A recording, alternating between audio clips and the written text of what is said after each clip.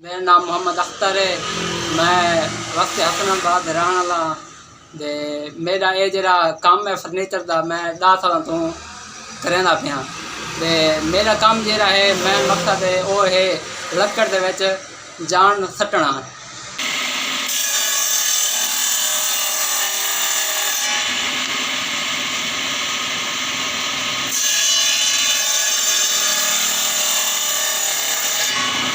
टुकड़ा जो लकड़ का हर टुकड़ा है वो हर अपनी कहानी रखता है ते मैं हूँ कहानी को तराश के नवी चीज़ बनेना।